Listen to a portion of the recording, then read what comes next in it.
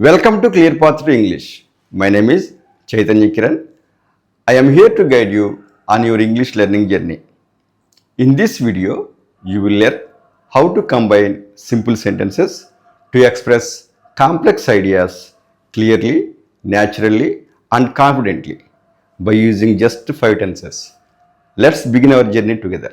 మనలో చాలామంది ఇంగ్లీష్లో సింపుల్ సెంటెన్సెస్ చాలా సులభంగా మాట్లాడగలుగుతాం. కానీ 2-3 వాక్యాలు కలిపి మాట్లాడే సందర్భంలో సంకోచిస్తాం. ఈ ఇబ్బంది నుండి బయటపడాలంటే కేవలం టెన్సెస్ మాత్రమే నేర్చుకుంటే సరిపోదు. చిన్న చిన్న వాక్యాలు ఎలా కంబైన్ చేయాలో నేర్చుకుంటే ఇంగ్లీష్ సహజంగా మాట్లాడడం సులభం అవుతుంది. ఇప్పుడు 2 friends and the bear story ద్వారా సింపుల్ సెంటెన్సెస్ను కంబైన్ చేసి కాంప్లెక్స్ ఐడియాస్ను ఎలా ఎక్స్ప్రెస్ చేయవచ్చో చూద్దాం. ఈ కథను మీరు గతంలో వినే ఉంటారు, కానీ ఆ స్టోరీని నేను ఏ విధంగా మార్చానో గమనించండి. Now I'm going to read the story clearly. Please follow along with me. One day, 2 friends were walking through a forest. One was lean and the other was heavy. Suddenly, they saw a bear coming out of a bush. Both friends tried to climb the nearest tree. The lean man managed to climb up quickly, but the heavy man could not climb. The lean man stretched out his hand to help his friend climb the tree, but the heavy man slipped down and stood there helpless and frightened. Seeing his friend in danger, the lean man thought quickly and said, "You should pretend to be dead. Lie still and do not move." The heavy man trusted his friend and followed his advice. He threw himself down on the ground and clung tightly to it. He held his breath and remained motionless. The bear came closer, smelled him, and believed he was dead. After a few moments, the bear went away, and both friends survived the danger. Soon they continued their journey safely. While they were walking, the lean man asked curiously, "How did you feel when the bear came so close to you?" The heavy man replied, "When a true friend is near us, danger does not defeat us. A good friend stays calm, thinks wisely, and helps us in difficult situations." From that day on, the 2 friends lived with greater trust and affection. ఇప్పుడు ఈ కథలోని కొన్ని వాక్యాలను ఎలా combine చేసామో చూద్దాం. The heavy man trusted his friend and followed his advice. ఈ వాక్యాన్ని చిన్న వాక్యాలుగా రాస్తే ఇలా ఉంటుంది. The heavy man trusted his friend, ఇది ఒక వాక్యంగా ఉంటుంది. రెండవ వాక్యం,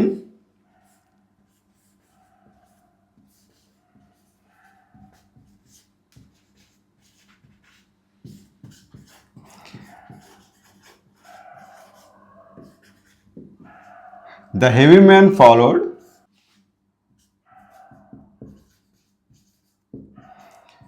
his friends advice. The heavy man trusted his friend, the heavy man followed his friends advice. ఈ 2 వాక్యాలను అండ్తో మనం కంబైన్ చేసి ఇలా రాస్తాం. The heavy man trusted his friend and followed his advice. ఇక్కడ మనం 2 వాక్యాలను కలపడానికి అండ్ను ఉపయోగించడం జరిగింది. ఇప్పుడు మరొక వాక్యం చూద్దాం. The bear came closer, smelled him and believed he was dead. ఈ వాక్యంలో 3 క్రియాపదాలు మనకు కనిపిస్తున్నాయి. ఈ వాక్యాన్ని చిన్న వాక్యాలుగా విడదీస్తే ఈ విధంగా ఉంటుంది. The bear came closer, the bear smelled him, the bear believed that he was dead. అంటే ఎలుగుబంటి దగ్గరికి వచ్చింది, ఎలుగుబంటి వాసన చూసింది, ఎలుగుబంటి అతడు చనిపోయాడని నమ్మింది. ఈ 3 వాక్యాలలోనూ subject, bear.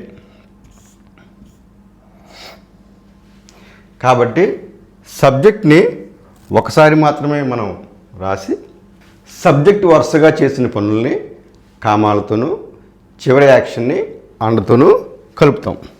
The bear came closer, smelled him and believe he was dead. ఇప్పుడు ఈ మూడో వాక్యం గమనించండి. The bear believed that he was dead. ఈ వాక్యంలో దట్ ఉంది, కానీ కంబైన్ చేసిన సెంటెన్స్లో మనకి దట్ లేదు. బిలీవ్డ్ హీ వాజ్ డెడ్ అని వచ్చింది. ఎందుకంటే హీ వాజ్ డెడ్ అన్నది ఒక ఐడియా. ఈ వాక్యంలో యాక్షన్ వెర్బ్ లేదు. బిలీవ్, థింక్,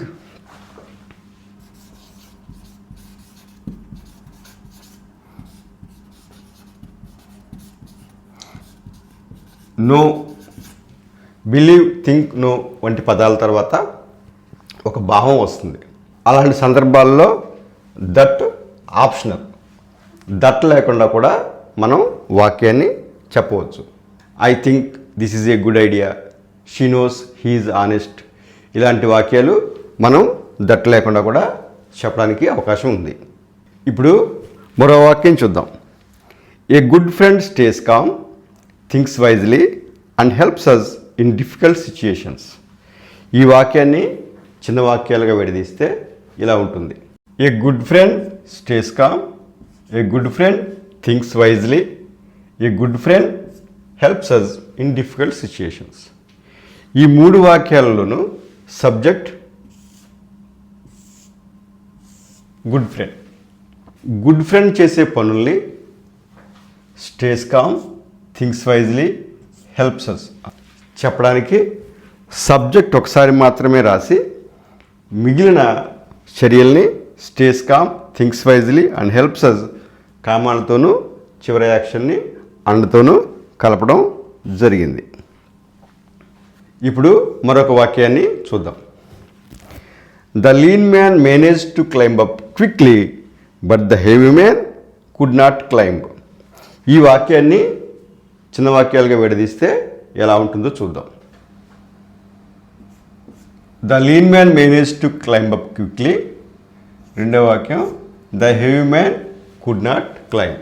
ఒకదానికొకటి వ్యతిరేకంగా ఉన్న రెండు పూర్తి ఆలోచనల్ని, ఒకటి సక్సెస్, రెండోది ఫెయిల్యూర్, కలపడానికి బట్ని ఉపయోగిస్తాం. అప్పుడు వాక్యం the lean man manage to climb up quickly but the heavy man could not climb. But ఉపయోగించి చెప్పడం వల్ల వాటి మధ్య ఉన్న కాంట్రాస్ట్ స్పష్టంగా సహజంగా తెలుస్తుంది.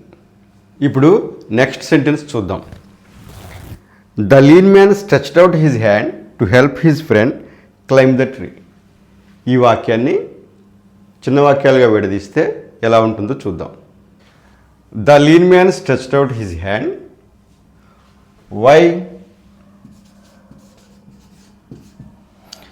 The lean man wanted to help his friend to climb the tree. ఈ రెండు వాక్యాలలోనూ సబ్జెక్ట్ ఒకరే ఉన్నారు. ఈ వాక్యంలో 3 వెర్బ్ ఫార్మ్స్ కనిపిస్తున్నాయి. Stretched out, to help, climb. చిన్న వాక్యాలు ఒకటి the lean man stretched out his hand. Why? The lean man wanted to help his friend to climb the tree. మొదటి వాక్యంలో స్ట్రెచ్డ్ అవుట్ మెయిన్ వెర్బ్. రెండవ వాక్యంలో to help, to climb ఇవి non finite verbs.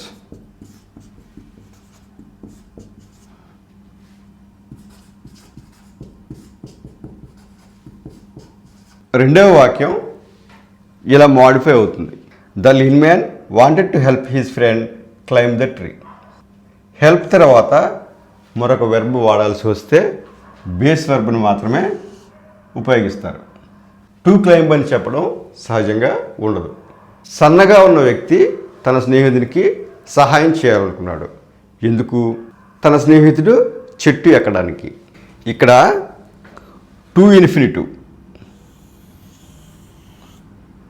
To help non finite వెర్బ్ని ఉపయోగించాం. ఇది పర్పస్ను తెలుపుతుంది. రెండవ వాక్యంలోని సబ్జెక్టు, మొదటి వాక్యంలోని సబ్జెక్టు ఒకరే కాబట్టి the lean man wanted to తొలగించి ఒక పని చేయడానికి గల ఉద్దేశాన్ని సూటిగా చెప్పడానికి వాక్యాన్ని మారుస్తాం. Final sentence, the lean man stretched out his hand to help his friend climb the tree. ఇప్పుడు మరొక వాక్యాన్ని చూద్దాం. When a true friend is near us, danger does not defeat us. ఈ వాక్యాన్ని చిన్న వాక్యాలుగా చూద్దాం. A true friend is near us ఒక వాక్యము, danger does not defeat us రెండవ వాక్యం. ఈ రెండు వాక్యాలను వెన్తో కలుపుతాం.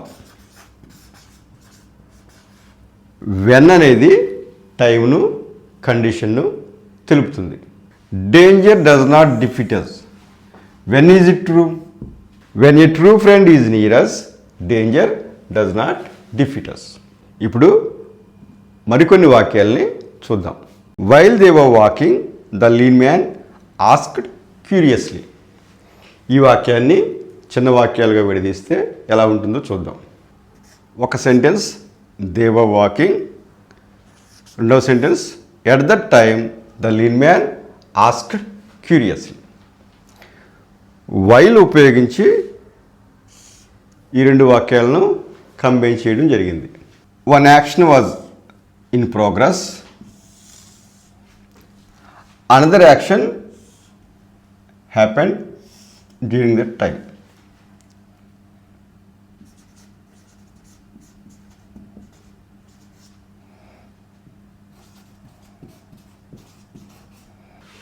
ఒక పని జరుగుతూ ఉండగా, వాళ్ళు నడుస్తూ ఉండగా మరొక పని జరిగింది. అతను అడిగాడు. ఒక సుదీర్ఘమైన చర్య జరుగుతూ ఉన్నప్పుడు దాని మధ్యలో ఒక షార్ట్ యాక్షన్ జరిగింది. ఇది చెప్పడానికి మనం వైల్ను ఉపయోగించడం జరుగుతుంది. ఇక్కడ టైం ఫ్రేమ్ సెట్ చేయడానికి వైల్ చక్కగా ఉపయోగపడుతుంది. ఇప్పుడు మరొక వాక్యం చూద్దాం.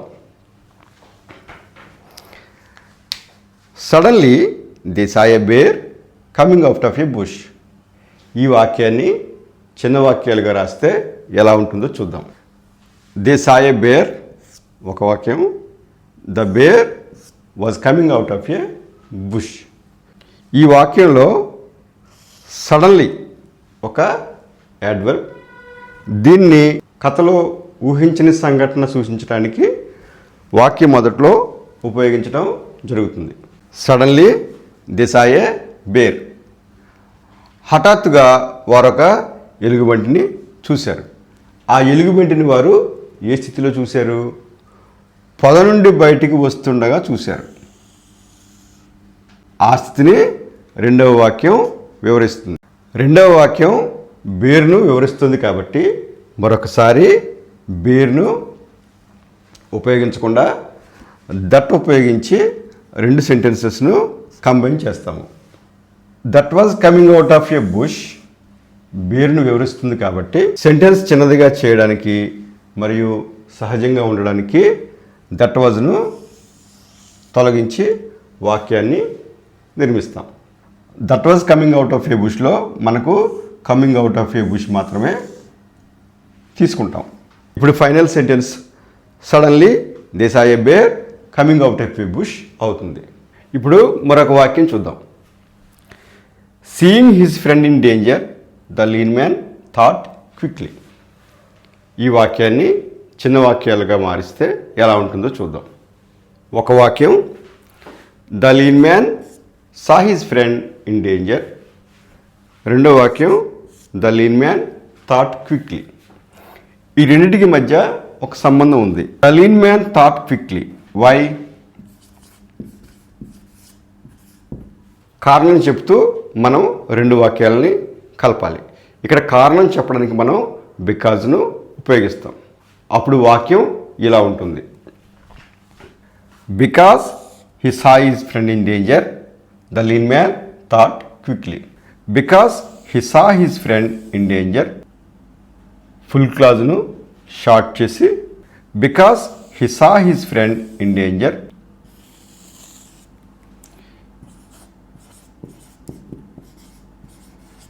Seeing his friend in danger అని మనం మార్చవచ్చు. Seeing his friend in danger the lean man thought quickly అవుతుంది. Seeing his friend in danger అనేది నాన్ ఫైనైట్ క్లాస్ యాడ్వర్బ్లా పనిచేస్తుంది. కారణాన్ని తెలుపుతుంది. ఎందుకు త్వరగా ఆలోచించాడు అనే కారణాన్ని మనకి తెలియజేస్తుంది. స్నేహితుడు ప్రమాదంలో ఉండడం చూసి అతడు ఆలోచించాడు. అతడు త్వరగా ఆలోచించాడు. చివరిగా మరొక వాక్యం చూద్దాం. Please observe the following sentence. While they were walking the lean man asked curiously. Why were they walking? In those days there were no cars, no buses or any other means of transport. So we can say walking was the most common way to travel from one place to another in those days. ఈ వాక్యంలో walking subject నౌన్గా పనిచేస్తుంది. ఈ 4 వాక్యాలలో ఇంగ్ ఫామ్ని గమనించండి. were walking, coming out of a bush, seeing his friend in danger, walking. ఈ వాక్యంలో be ఫామ్తో కలిసి continuous యాక్షన్ని తెలుపుతుంది.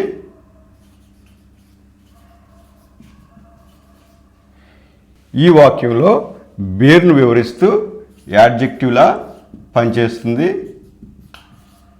ఈ వాక్యంలో కారణాన్ని తెలుపుతూ యాడ్వర్బ్లా పనిచేస్తుంది. ఈ వాక్యంలో సబ్జెక్ట్లా వచ్చి నౌన్లా పనిచేస్తుంది. ఈ వాక్యాలలో వచ్చిన ఇంగు పదాలు రూపం ఒకటే, కానీ సెంటెన్స్లలో పని మారుతుంది. దీనిపై పట్టు సాధిస్తే మన ఫ్లూయెన్సీ పెరుగుతుంది. గ్రామర్ లెసన్స్లో దీని గురించి పూర్తిగా తెలుసుకుందాం.